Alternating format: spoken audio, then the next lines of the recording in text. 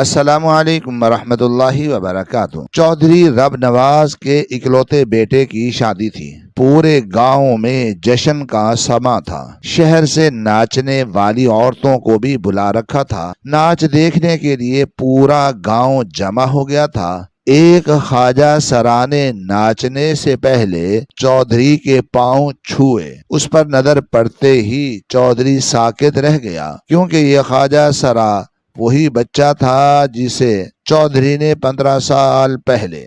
ہم لوگ ایک چھوٹے سے گاؤں میں رہتے تھے جہاں پر یہاں کے وڈیرے چودھری رب نواز کی حکومت تھی۔ گاؤں کا ماحول سادہ تھا۔ کچی گلیاں تھی، مٹی کے گھر تھے اور ہر طرف کھیتوں کی خوشبو پھیلی رہتی تھی۔ لوگ ایک دوسرے کو جانتے تھے اور ایک دوسرے کے دکھ سکھ میں شامل ہوتے تھے۔ اس گاؤں میں چودھری رب نواز کا نام بہت اثر رکھتا تھا۔ دیکھا جائے تو اتنا برا آدمی بھی نہیں تھا جیسا کہ فلموں ڈراموں میں دکھایا جاتا ہے، لیکن ہاں اس کا حکم ضرور چلتا تھا۔ لوگ اس سے ڈرتے بھی تھے اور اس کا احترام بھی کرتے تھے۔ وہ کبھی کبھی لوگوں کی مدد بھی کرتا تھا، غریب لوگوں کے گھر راشن بھی پہنچاتا تھا۔ کسی کی بیٹی کی شادی ہوتی تھی تو وہ جہیز وغیرہ بھی دیتا تھا۔ اب جیسے میرا نام تنویر فاطمہ ہے، سب مجھے پیار سے تنو کہتے تھے۔ میری ایک بڑی بہن تھی جس کی شادی ہم لوگ کر رہے تھے، لیکن جہیز کے پیسے نہیں تھے۔ گھر کا ماحول اس وجہ سے بہت پریشان کن ہو گیا تھا۔ اماں دن بھر سوچ میں ڈوبی رہتی تھی اور بابا کے چہرے پر فکر صاف نظر آتی تھی۔ میں بھی یہ سب دیکھتی تھی اور دل ہی دل میں دعا کرتی رہتی تھی کہ کوئی راستہ نکل آئے۔ ایک دن میرے بابا چودھری صاحب کے پاس گئے، ساتھ مجھے بھی لے گئے۔ کہنے لگے بات کر کے آتے ہیں۔ ہم دونوں صبح سویرے نکلے۔ راستہ لمبا تھا اور دھول اڑ رہی تھی۔ میں خاموشی سے بابا کے ساتھ چل رہی تھی اور دل میں عجیب سا خوف بھی تھا اور امید بھی تھی۔ چودھری صاحب نے تھوڑا انتظار کروایا لیکن پھر ہمیں بلا لیا۔ ہم اندر گئے تو ایک بڑا سا کمرہ، درمیان میں اونچا سا تخت رکھا ہوا تھا جس پر چودھری رب نواز بیٹھے تھے۔ ان کے پاس لوگ کھڑے تھے اور ماحول میں ایک رعب سا تھا۔ میں بھی جا کر سامنے زمین پر بیٹھ گئی، بابا بھی بیٹھ گئے۔ میں بابا سے ذرا پیچھے بیٹھی تھی اور نظریں نیچے کیے بیٹھی رہی۔ بابا نے بات کی کہ وہ چودھری صاحب بیٹی کی شادی ہے اور جہیز کے پیسے نہیں ہیں، وہ لوگ جہیز مانگ رہے ہیں۔ آپ کو تو پتا ہے میں تو غریب آدمی ہوں، آپ کی ہی زمینوں پہ کام کرتا ہوں۔ ابھی میری دوسری بیٹی بھی رہتی ہے، اس کی بھی شادی کرنی ہے، جہیز کہاں سے لاؤں گا؟ بابا کی آواز میں عاجزی بھی تھی اور درد بھی۔ چودھری صاحب نے ایک نظر میری طرف دیکھا اور کہا کہ بیٹی تو تیری بڑی خوبصورت ہے، اس کی شادی کر رہا ہے کیا؟ میرے بابا نے کہا نہیں، یہ تو چھوٹی ہے، اس سے بڑی والی کی شادی کر رہا ہوں۔ چودھری صاحب نے پھر میری طرف دیکھا۔ اس نظر میں کچھ ایسا تھا کہ میں گھبرا گئی اور نظریں جھکا لیں۔ پھر انہوں نے کہا اچھا چل ٹھیک ہے، کرتے ہیں تیرا کچھ۔ انہوں نے منشی کو بلایا اور کہا کہ اس کے جتنے بھی پیسے بنتے ہیں اتنے اس کو دے دینا اور تھوڑے زیادہ ہی دے دینا تاکہ اس کی بیٹی کی شادی آرام سے ہو جائے۔ یہ سن کر میرے بابا کے چہرے پر خوشی آ گئی۔ ان کی آنکھوں میں چمک تھی جیسے کوئی بہت بڑا بوجھ اتر گیا ہو۔ بابا خوش ہو گئے۔ چودھری صاحب نے بھی اوکے کر دیا کہ مل جائیں گے پیسے۔ ہم دونوں نے شکریہ ادا کیا اور باہر نکل آئے۔ باہر کی ہوا پہلے سے زیادہ ہلکی پھلکی محسوس ہو رہی تھی۔ بابا کے قدموں میں تیزی آ گئی تھی اور میں بھی ان کے ساتھ خوشی خوشی چل رہی تھی۔ راستے میں میں نے بابا سے کہا کہ آپ یوں ہی پریشان ہو رہے تھے، میں نے کہا تھا نا کہ اللہ مدد بھیج دے گا۔ دیکھا مدد مل گئی۔ بابا نے میری بات سنی اور ہلکی سی مسکراہٹ ان کے چہرے پر آ گئی۔ انہوں نے کچھ نہیں کہا لیکن ان کی خاموشی میں شکر تھا۔ ہم لوگ خوشی خوشی گھر آ گئے۔ گھر آ کر اماں کو بھی بتایا تو وہ بھی خوش ہو گئی۔ ان کے چہرے پر سکون آ گیا۔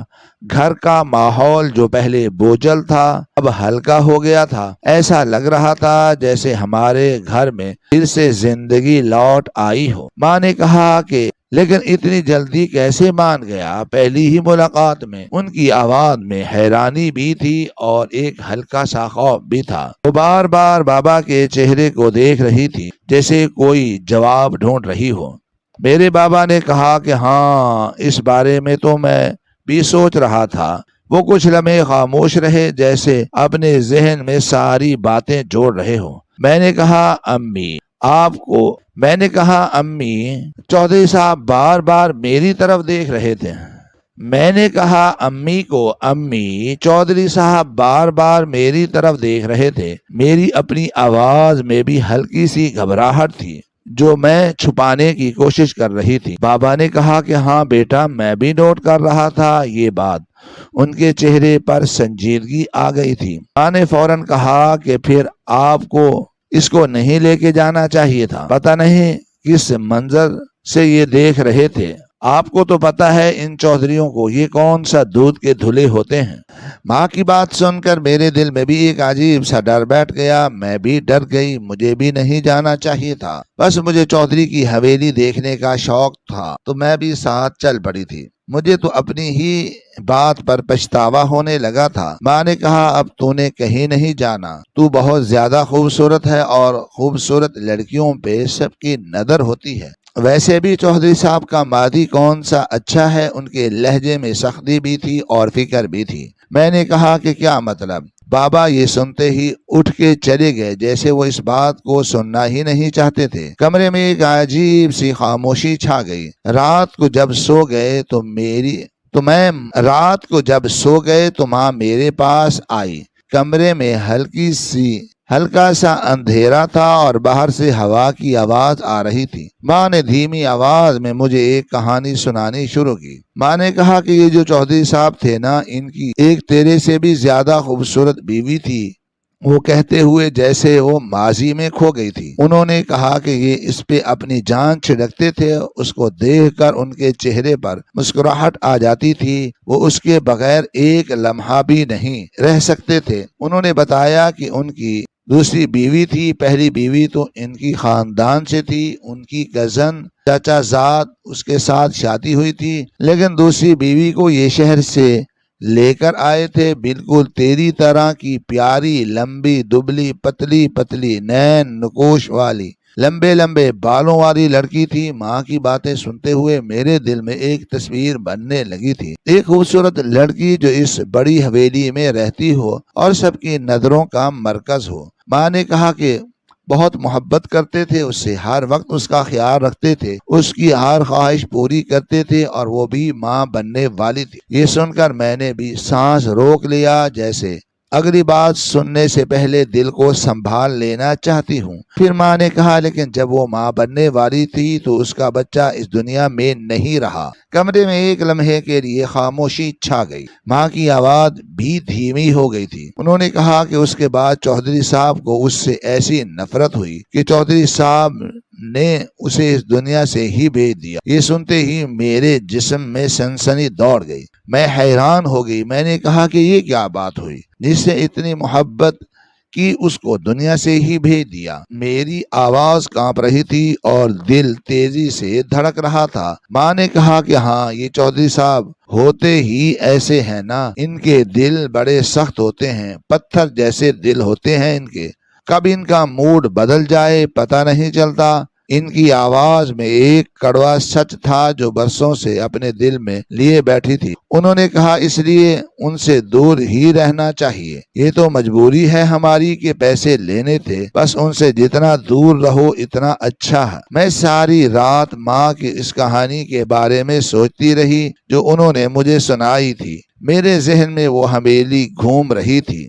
میرے ذہن میں وہ حویلی گھوم رہی تھی، چودھری صاحب کا چہرہ اور ان کی نظریں بار بار یاد آ رہی تھیں۔ کیا واقعی یہ لوگ ایسے ہیں؟ یہ سوال میرے دل میں بار بار آ رہا تھا۔ خیر ابھی تو چودھری صاحب بوڑھے ہو گئے تھے اور ان کی پہلی بیوی سے جو بیٹا تھا وہ بھی جوان ہو گیا تھا، لیکن کیا وہ جوانی میں واقعی ایسے خطرناک انسان تھے؟ ان کی زندگی کی یہ کہانی تو کسی فلم کی کہانی جیسی لگتی تھی۔ میں یہی سوچتے سوچتے رات بھر جاگتی رہی اور میرے دل میں ایک انجانا سا خوف بیٹھ گیا تھا۔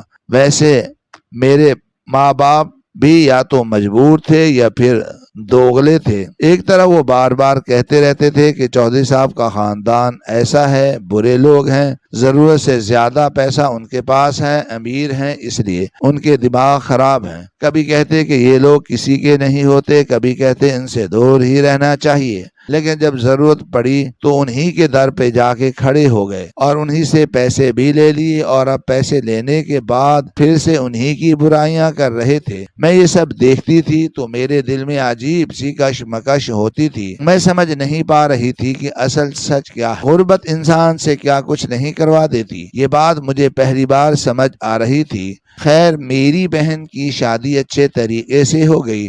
گھر میں کچھ دنوں کے لیے خوشی کا ماحول بن گیا۔ روشنیوں سے سجا ہوا ہمارا صحن خوبصورت لگ رہا تھا۔ مہمانوں کی آوازیں اور ہنسی خوشی ہر طرف گونج رہی تھی۔ اب پیسے چودھری صاحب سے لیے تھے تو شادی میں ان کو بھی بلانا تھا۔ ویسے تو گاؤں میں جو بھی شادی ہوتی تھی سبھی لوگ ان کو بلاتے ضرور تھے، لیکن وہ جاتے نہیں تھے کسی کی بھی شادی میں۔ لیکن ہماری شادی میں وہ سچ مچ آ گئے، وہ بھی اپنی بیوی کے ساتھ۔ جب وہ گھر میں داخل ہوئے تو ایک لمحے کے لیے سب کی نظریں ان پر رک گئی۔ ایک خاموش سا رعب پورے ماحول میں پھیل گیا۔ ہمیں تو انہیں بٹھانے کی جگہ نہ ملی۔ سب لوگ ادھر ادھر دیکھنے لگے کہ کہاں جگہ بنائی جائے۔ میں آگے پیچھے پھروں، کبھی پانی لے کر آتی، کبھی کھانے کا پوچھتی۔ میں نے چودھرانی کو بھی بٹھایا اور چودھری صاحب کو بھی کھانے کا پوچھا، پانی پوچھا۔ میں اس دن بہت خوبصورت لگ رہی تھی، اچھے کپڑے پہنے ہوئے تھے اور بال بھی بڑے سلیقے سے بنائے ہوئے تھے۔ وہ پھر سے بار بار مجھے دیکھ رہے تھے، ان کی نظریں مجھ پر ٹھہر جاتی تھی۔ میں نے دل میں سوچا ان کی بیوی ساتھ ہے، یہ مجھے کیوں دیکھ رہے ہیں؟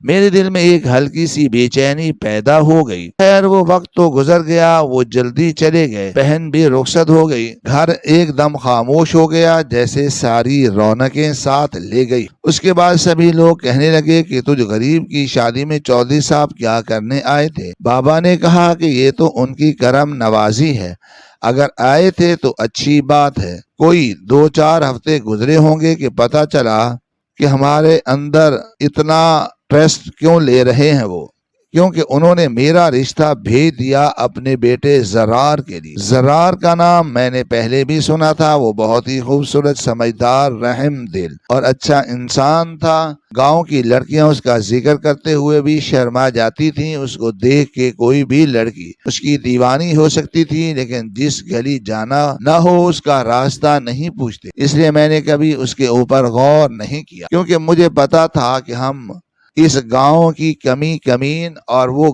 چودھری کا بیٹا، میرے ساتھ اس کا کچھ نہیں ہو سکتا۔ لیکن اب اسی کا رشتہ میرے لیے آیا تھا۔ یہ بات سن کر میں کچھ دیر کے لیے ساکت رہ گئی، جیسے وقت رک گیا ہو۔ سب کہنے لگے بیٹی خوبصورت ہے نا تیری جمال، اس لیے چودھری صاحب نے رشتہ بھیج دیا ہے، کیونکہ تیری بیٹی سے زیادہ کوئی بھی خوبصورت نہیں ہو سکتی، اور تو نے اسے پڑھائی بھی کروائی ہے۔ یوں تو میں نے FA کیا ہوا تھا، لیکن گاؤں کے لیے یہ تو بہت تھا۔ لوگ مجھے پڑھا لکھا سمجھتے تھے اور میری تعریف کرتے تھے، لیکن اب میرے ماں باپ سوچ میں پڑ گئے۔ انکار تو ویسے بھی وہ نہیں کر سکتے تھے، لیکن انہوں نے انکار کے بارے میں سوچا بھی نہیں، خوشی خوشی ہاں کہہ دیا۔ میں نے امی سے کہا آپ تو کہہ رہی تھی کہ یہ بڑے ظالم لوگ ہیں، بڑے پتھر دل لوگ ہیں۔ ماں کہنے لگی ہو سکتا ہے کہانی اور ہو سکتا ہے یہ جھوٹ ہو، لیکن امیر لوگ ہیں، اور پھر تجھے اس سے اچھا رشتہ کہاں ملے گا؟ وہی بات ہوئی کہ ماں باپ نے وقت پڑنے پہ گدھے کو باپ بنا لیا، یعنی کہ ہاں کہہ دیا میرے رشتے کے لیے، اور اب شادی کی تیاریاں ہو رہی تھی۔ گھر میں پھر سے چہل پہل شروع ہو گئی تھی، کپڑے سلے جا رہے تھے، زیور بنوائے جا رہے تھے، اور ہر طرف باتیں ہو رہی تھی۔ چلو یہ بھی پتا چلا کہ چودھری صاحب مجھے اپنے لیے نہیں بلکہ اپنے بیٹے کے لیے غور سے دیکھ رہے تھے، اور اپنی بیوی کو بھی اس لیے شادی میں لے کر آئے تھے تاکہ مجھے دیکھ سکے، اور ان کے بیٹے کی مرضی تھی، تبھی تو بات یہاں تک پہنچی تھی۔ یہ سوچ کر میرے دل میں ایک عجیب سا سکون آ گیا۔ میں بھی خوش ہو گئی کہ چلو اپنے گھر کی بہو بنا کے لے جا رہے ہیں تو برا نہیں کریں گے میرے ساتھ۔ میرے دل میں امید بھی تھی اور ایک ہلکی سی انجانی سی گھبراہٹ بھی جو خاموشی سے میرے اندر بسی ہوئی تھی۔ چودھری صاحب نے میرے بابا سے کہہ دیا تھا کہ سارے فنکشن حویلی میں ہوں گے، چاہے وہ تمہاری طرف کے ہوں چاہے ہماری طرف کے ہوں، اور وہ سارے پیسے بھی ہم لوگ بھریں گے، یہاں تک کہ تمہارے کپڑے بھی ہم بنوائیں گے۔ تو نے ٹینشن نہیں لینی، بس تو اپنی بیٹی ہمارے حوالے کر دے۔ یہ بات سن کر میرے بابا کے چہرے پر ایسی خوشی آ گئی جیسے برسوں کی تھکن ایک لمحے میں اتر گئی ہو۔ وہ بار بار سر ہلا کر ہاں کرتے جا رہے تھے۔ ان کی آواز میں شکر بھی تھا اور سکون بھی۔ میرے بابا بھی خوش ہو گئے۔ ظاہر ہے ابھی پچھلی بیٹی کی شادی پہ ان کو کتنی مشکل ہوئی تھی۔ انہوں نے چودھری صاحب سے کہا کہ آپ نے تو پہلے پیسے دیے تھے۔ چودھری صاحب نے کہا کہ ان پیسوں کو بھی بھول جاؤ، ویسے بھی پیسے معاف ہو گئے۔ یہ سن کر بابا کی خوشی اور بڑھ گئی، جیسے کسی نے ان کے کندھوں سے سارا بوجھ ہٹا دیا ہو۔ وہ بار بار دعا دیتے جا رہے تھے اور دل ہی دل میں خود کو خوش قسمت سمجھ رہے تھے۔ جب یہ سب باتیں مجھے میری ماں نے بتائیں تو میرے پاس وہ بیٹھ گئی۔ ان کی آواز میں ایک عجیب سی نرمی تھی، جیسے وہ مجھے کوئی پرانی بات سمجھانا چاہتی ہو۔ ماں نے مجھے بتایا کہ جب پہلی بیٹی کے بعد تو پیدا ہوئی تھی نا تو تیرے باپ بہت زیادہ غصے میں تھا۔ وہ کہتے ہوئے تھوڑی دیر کے لیے خاموش ہو گئی، جیسے ماضی کو یاد کر رہی ہو۔ انہوں نے کہا کہ وہ پورے 2 مہینے اس نے تجھے اپنی گود میں بھی نہیں اٹھایا تھا، کہتا تھا کہ ایک بیٹی ہوئی تھی دوسرا بیٹا ہی ہو جاتا۔ یہ سن کر میرے دل میں ایک چبھن سی ہوئی۔ ماں نے پھر سے کہا اور پھر اس کے ساتھ مجھے بھی یہ خبر ملی تھی کہ میں دوبارہ کبھی ماں نہیں بن سکتی۔ ان کی آواز بھاری ہو گئی تھی، جیسے وہ درد اب بھی کہیں نہ کہیں باقی ہو۔ انہوں نے کہا کہ تب سے تیرا باپ تجھ سے کچھ زیادہ محبت نہیں کرتا، پھر بھی فکر تو کرتا تھا کہ بیٹی ہے، اس نے جانا ہے گھر سے، لیکن محبت نہیں کرتا تھا۔ میں خاموشی سے ان کی باتیں سنتی رہی۔ میرے دل میں عجیب سا احساس پیدا ہو رہا تھا، جیسے میں اپنے ہی گھر میں ایک سچ کو پہلی بار سن رہی ہوں۔ پھر ماں نے میری طرف دیکھ کر کہا، اور آج دیکھ تیری وجہ سے ان کے کتنے سارے مسئلے حل ہو گئے۔ ان کے چہرے پر ایک ہلکی سی مسکراہٹ تھی، لیکن ان کی آنکھوں میں حقیقت صاف نظر آ رہی تھی۔ میں نے تو یہ سنا تھا کہ مجھے تھوڑا سا برا بھی لگا تھا، دل میں ایک خالی پن سا محسوس ہوا تھا، لیکن پھر ایسا بھی لگا کہ بس یہ تو معاشرے کا ایک پہلو ہے، اس سے تو انکار نہیں کیا جا سکتا۔ میں نے اپنے دل کو سمجھایا اور خود کو سنبھالا۔ میں نے سوچا کہ شاید زندگی یہی ہوتی ہے، کچھ باتیں دل کو چبھتی ہیں لیکن وقت کے ساتھ انسان انہیں بھول جاتا ہے یا قبول کر لیتا ہے، اور میں خوش تھی کہ چلو اب میری اپنی ایک زندگی ہوگی، پانی تو لے جا، ایک نیا گھر ہوگا، ایک نیا سفر ہوگا۔ میرے دل میں امید بھی تھی اور ایک خاموشی سی دعا بھی کہ جو کچھ ہونے والا ہے وہ میرے لیے بہتر ہو۔ ہماری شادی کا پہلا فنکشن مہندی تھا، جس میں پورے گاؤں کو بلایا گیا۔ حویلی روشنیوں سے جگمگا رہی تھی، بڑے بڑے دیے جل رہے تھے، رنگ برنگی لائٹس ہر طرف چمک رہی تھی۔ صحن میں لوگوں کا ہجوم تھا اور ہر طرف شور اور ہنسی کی آوازیں گونج رہی تھی۔ شہر سے ناچنے گانے والی لڑکیاں بھی بلائی گئی تھیں۔ خواجہ سرا ہنسی مذاق کرنے کے لیے آئے ہوئے تھے۔ میراثی اپنی باتوں سے لوگوں کو ہنسا رہے تھے۔ ہر طرف ایک عجیب سا میلہ لگا ہوا تھا۔ مجھے بھی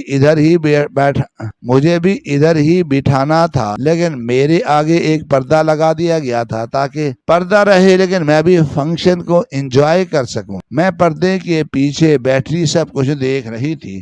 دل میں ایک عجیب سی خوشی بھی تھی اور تھوڑی سی گھبراہٹ بھی۔ دوسری طرف میں نے دیکھا کہ زرار بھی بیٹھا تھا، بہت ہی زیادہ خوبصورت لگ رہا تھا۔ وہ تو تھا ہی کسی شہزادے جیسا۔ میرا دل ایک لمحے کے لیے رک سا گیا۔ میں نے سوچا کہ واقعی میری قسمت کھل گئی تھی۔ وہ میری طرف دیکھ ہی نہیں رہا تھا۔ وہ میری طرف دیکھ ہی رہا تھا، شاید میں اسے دکھائی نہیں دے رہی تھی، لیکن اس کا دھیان اس طرف ہی تھا۔ سب اس کو کہہ رہے تھے کہ بڑی ہی خوبصورت دلہن ہے تیری۔ وہ بھی خوش تھا، اس کے چہرے سے صاف نظر آ رہا تھا کہ وہ اس رشتے سے مطمئن ہے۔ پھر کھیل تماشا شروع ہونے لگے، ناچنے والے ڈانس کرنے لگی، اس کے گھنگروں کی آواز پورے صحن میں گونج رہی تھی۔ میراثی لوگوں کا دل بہلانے لگے، ہر کوئی ہنس رہا تھا۔ خواجہ سرا بھی ناچنے لگے اور پیسے مانگنے لگے۔ جب یہ خواجہ سرا چودھری صاحب کے پاس گیا اور پیسے مانگنے لگا تو چودھری صاحب اس کو دیکھ کے نہ جانے کیا ہو گیا، ایک دم اس کا چہرہ بدل گیا، اس کی سانس تیز ہو گئی اور وہ گھبرا گئے۔ سب لوگ ایک دم پریشان ہو گئے۔ چودھری صاحب کو دل کا دورہ نہیں تھا، بس وہ گھبرائے تھے۔ ان کا بلڈ پریشر بڑھ گیا تھا۔ فوراً ان کو اٹھایا گیا اور ہسپتال لے جایا گیا۔ خوشیوں سے بھرا ہوا ماحول ایک دم خاموشی میں تبدیل ہو گیا۔ لوگوں کے چہرے پر فکر آ گئی۔ ان کی طبیعت کافی خراب ہو گئی تھی۔ اس کے بعد جلدی شادی کی تقریبات ہوئی، نکاح ہوا، ولیمہ ہوا تھا، سب کچھ جلدی میں مکمل کیا گیا۔ میں ان کے گھر کی بہو بن چکی تھی اور حویلی اب میرا گھر بن چکی تھی، لیکن اس گھر کے اندر ایک عجیب سی خاموشی تھی۔ سب لوگ چودھری صاحب کی طبیعت کی وجہ سے پریشان تھے۔ میں بھی دل ہی دل میں ڈری ہوئی تھی۔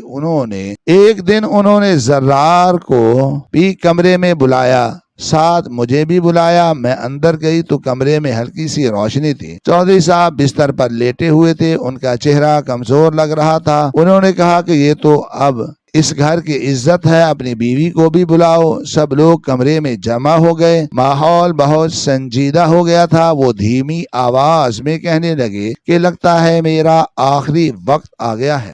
ان کی بات سن کر سب کے دل دھک سے رہ گئے، میری سانس رک گئی۔ پھر انہوں نے کہا کہ لیکن میرے دل میں ایک راز دفن ہے جو میں تم لوگوں کو بتانا چاہتا ہوں۔ ان کی آواز میں ایک بوجھ تھا جو شاید برسوں سے ان کے دل میں تھا۔ ہم سب خاموشی سے ان کی طرف دیکھ رہے تھے۔ کمرے میں ایسی خاموشی تھی کہ سانسوں کی آواز بھی سنائی دے رہی تھی۔ سب کے دلوں میں ایک ہی سوال تھا، پتہ نہیں کون سا راز ہے۔ چودھری صاحب نے میرے شوہر زرار کا ہاتھ پکڑا۔ میں بھی پیچھے کھڑی تھی اور میری ساس بھی قریب ہی تھی۔ کمرے میں خاموشی تھی اور سب کی نظریں ان پر تھیں۔ ان کی سانسیں بھاری ہو رہی تھی اور آواز میں کمزوری صاف محسوس ہو رہی تھی۔ وہ کہنے لگے کہ آج سے 15-16 سال پہلے میری زندگی میں ایک لڑکی آئی تھی جسے میں شہر سے لے کے آیا تھا۔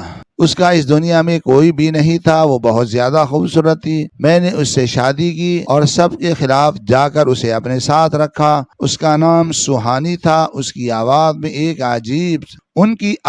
میں ایک عجیب سا درد تھا، جیسے وہ ہر لفظ کے ساتھ اپنے ماضی کو دوبارہ جی رہے ہوں۔ وہ بولتے جا رہے تھے اور ہم ساکت ہو کر سن رہے تھے۔ انہوں نے کہا کہ اس نے مجھے ایک اولاد دی۔ میں جانتا تھا کہ وہ اولاد میرے لیے بہت قیمتی ہوگی، میرا لاڈلا ہوگا، کیونکہ وہ میری پسندیدہ عورت سے ہوگا۔ میں اس کے آنے کا انتظار کر رہا تھا۔ میرے دل میں بڑے خواب تھے۔ پھر انہوں نے تھوڑی سی دیر کے لیے آنکھیں بند کی اور کہا، لیکن جب وہ اس دنیا میں آیا تو وہ لڑکی تھی نہ لڑکا، بلکہ ایک خواجہ سرا تھا۔ ڈاکٹر نے پہلے ہی بتا دیا تھا کہ یہ معاملہ ہے۔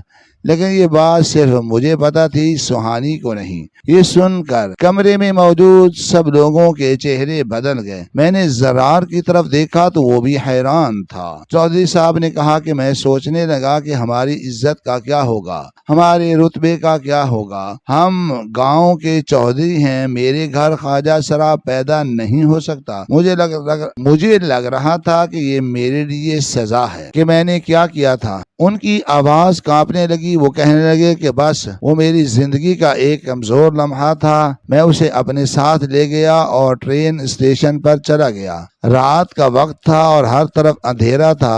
انہوں نے کہا کہ ٹرین چلنے لگی۔ میں نے اسے ٹرین کے اندر چھوڑ دیا اور خود ٹرین سے اتر گیا۔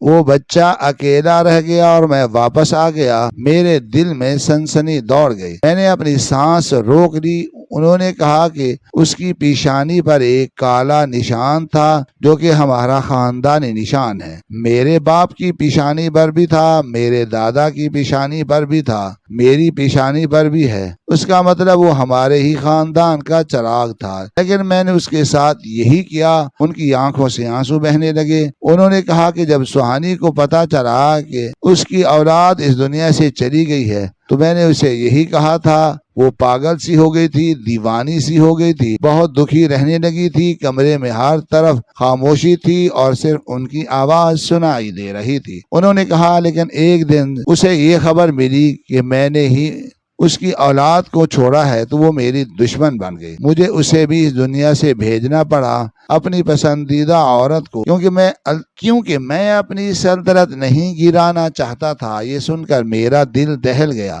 میں نے اپنی ساس کی طرف دیکھا تو ان کا چہرہ زرد پڑ چکا تھا۔ زرار کی آنکھوں میں بھی صدمہ تھا۔ چودھری صاحب نے کہا لیکن آج میں نے دیکھا ہے شادی میں جو خواجہ سرا آئے تھے ان میں سے ایک وہی تھا میرا بیٹا۔ اس کی پیشانی پر وہی نشان تھا، وہی نشان جو ہمارے خاندان کا ہے۔ ان کی آواز میں پچھتاوا صاف نظر آ رہا تھا۔ انہوں نے کہا کہ وہ یہ کام کر رہا ہے، شاید کسی نے اسے اٹھا لیا ہوگا۔ وہ نہیں جانتا تھا کہ میں کون ہوں، اسے نہیں پتا میں اس کا باپ ہوں اور اس کی ماں کو میں نے اس دنیا سے بھیجا ہے۔ انہوں نے گہری سانس لی اور کہا لیکن اب میں یہ جان کر کہ وہ ایسی زندگی گزار رہا ہے میرے اندر جینے کی ہمت نہیں ہے۔ اب بھی سہانی کے پاس میں جانا چاہتا ہوں، ہو سکے تو اس کی مدد کرنا، مجھے معاف کر دینا۔ یہ کہہ کر وہ خاموش ہو گئے۔ کمرے میں ایک عجیب سا بوجھل سکوت چھا گیا۔ ہم سب یہ سن کر حیران تھے۔ زرار کو معلوم نہیں تھا کہ اس کا باپ کسی کی زندگی ختم کر چکا ہے۔ اس کے چہرے پر صدمہ تھا اور وہ خاموش کھڑا تھا۔ چودھری صاحب کو ہسپتال داخل کروایا گیا تھا کہ علاج ہو سکے، کیونکہ ایسا نہیں لگتا تھا کہ وہ اس دنیا سے چلے جائیں گے۔ بس بہت زیادہ بیمار تھے، لیکن ایک ہفتے بعد وہ اس دنیا سے واقعی چلے گئے۔ حویلی میں ایک بار پھر خاموشی چھا گئی۔ اب سب کچھ زرار کے ہاتھ میں تھا اور وہی اس حویلی کا مالک بن گیا تھا، اور میرے دل میں یہ بات بیٹھ گئی تھی۔ وہ رات جو میں نے سنا تھا میرے اندر جیسے وہ کہیں جم گیا تھا۔ میں جب بھی اکیلی ہوتی تھی تو اس کے بارے میں سوچتی رہتی۔ ایک معصوم جان جو اپنے ہی باپ کے ہاتھوں دنیا میں اکیلی چھوڑ دی گئی، ایک ماں جو سچ جان کر اپنی جان سے ہاتھ دھو بیٹھی، اور ایک باپ جو اپنے غرور اور ڈر کے درمیان سب کچھ ہار گیا۔ میں نے ایک دن اپنے شوہر سے کہا کہ ہمیں جا کر اس سے ملنا چاہیے، آخر وہ آپ کا بھائی ہے، اس کی مدد کرنا چاہیے۔ وہ پتہ نہیں کس حال میں ہوگا۔ میری آواز میں درد تھا اور ایک سچی خواہش بھی تھی۔ زرار نے میری بات سنی اور خاموش رہا، پھر کہا کہ نہیں، وہ ہمارے خاندان کے لیے بدنامی بن سکتا ہے۔ اس کے الفاظ سخت تھے اور لہجہ بھی ٹھنڈا تھا، جیسے وہ اس موضوع کو ختم کرنا چاہتا ہو۔ میں نے ہمت کر کے کہا کہ وہ شہر میں رہتا ہے، تم لوگ جاؤ، بس اس کی مدد کر کے واپس آ جاؤ، اس سے مل کے آ جاؤ، شاید اسے اچھا لگے۔ میں نے اس کی آنکھوں میں دیکھ کر بات کی۔ زرار نے کہا کہ جو دروازہ باپ نے بند کر دیا ہے اسے کھولنے کی کیا ضرورت؟ اس کے الفاظ میں اپنے باپ کی سوچ جھلک رہی تھی۔ میں نے کہا کہ دروازہ بند نہیں کیا تھا آپ کے باپ نے، ورنہ اس دنیا سے جانے سے پہلے آپ کو وہ یہ بات نہیں بتاتے۔ پھر کیوں بتائی انہوں نے آپ کو یہ بات؟ کیونکہ ان کے دل میں پچھتاوا تھا، ان کا گناہ ہے یہ۔ اگر ہم تھوڑا سا خیال کریں گے تو شاید آپ کے بابا کے لیے آخرت میں آسانی ہو جائے گی۔ میری بات مکمل ہوتے ہی زرار کا چہرہ بدل گیا۔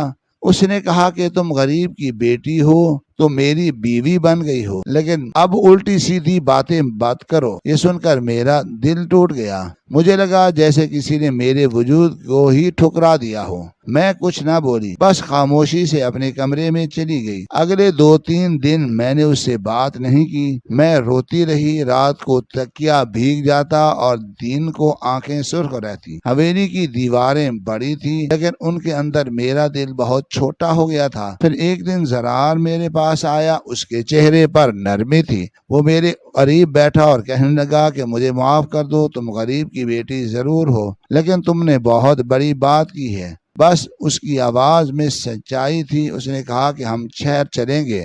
یہ سن کر میرے دل میں خوشی کی ایک لہر دوڑ گئی، جیسے کسی نے اندھیرے میں چراغ جلا دیا ہو۔ ہم لوگ شہر گئے۔ سفر لمبا تھا۔ گاڑی کی کھڑکی سے باہر دیکھتی تو سڑک بدلتی جاتی، گاؤں کی مٹی پیچھے رہ گئی اور شہر کی بھیڑ سامنے آ گئی۔ ہم نے لوگوں سے پوچھا، پتہ معلوم کیا اور آخرکار ہم اس جگہ پہنچ گئے جہاں وہ رہتا تھا۔ وہ ایک چھوٹا سا کمرہ تھا، تنگ سی گلی میں واقع تھا۔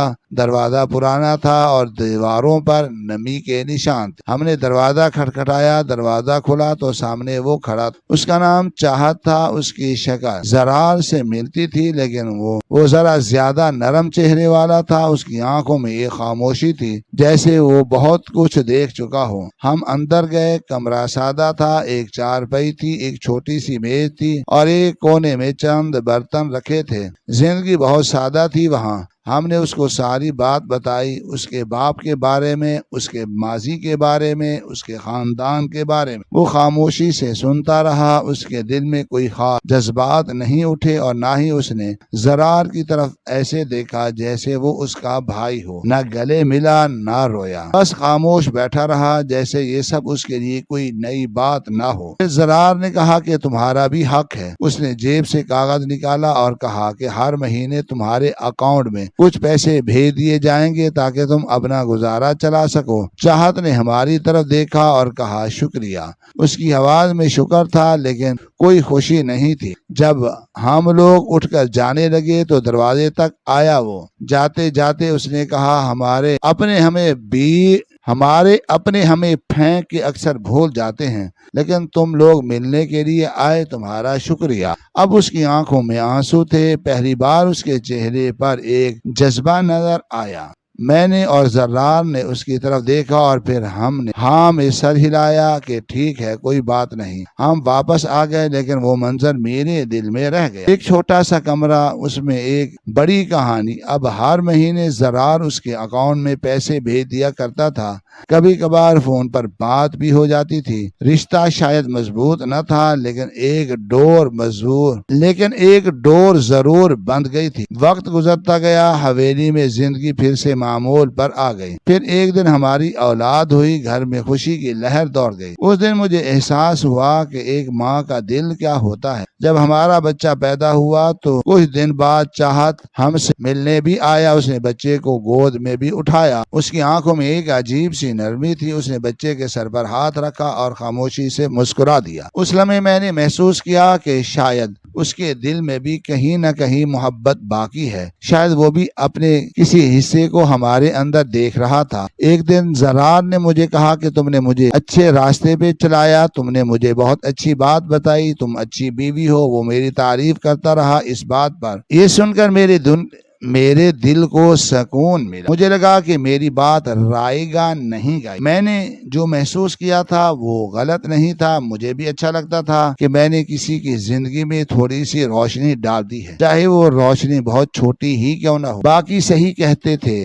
ماں باقی صحیح کہتی تھی میری بڑی بڑی حویلیوں میں بڑے بڑے راز ہوتے ہیں، بڑے بڑے گناہ ہوتے ہیں، بڑے بڑے دکھ ہوتے ہیں۔ باہر سے سب کچھ چمکتا ہے لیکن اندر بہت کچھ ٹوٹا ہوا ہوتا ہے۔ میں اب اس حویلی میں رہتی ہوں لیکن میں نے اس کے ہر رنگ کو دیکھ لیا ہے، خوشی بھی دیکھی ہے، درد بھی دیکھا ہے، سچ بھی سنا ہے اور جھوٹ۔ بس امید ہے کہ میری زندگی اچھی گزر جائے کیونکہ میرا شوہر بہت اچھا ہے اور شاید یہی سب سے بڑی بات بات ہے۔ میری زندگی کی کہانی سے بہت سارے سبق ملتے ہیں۔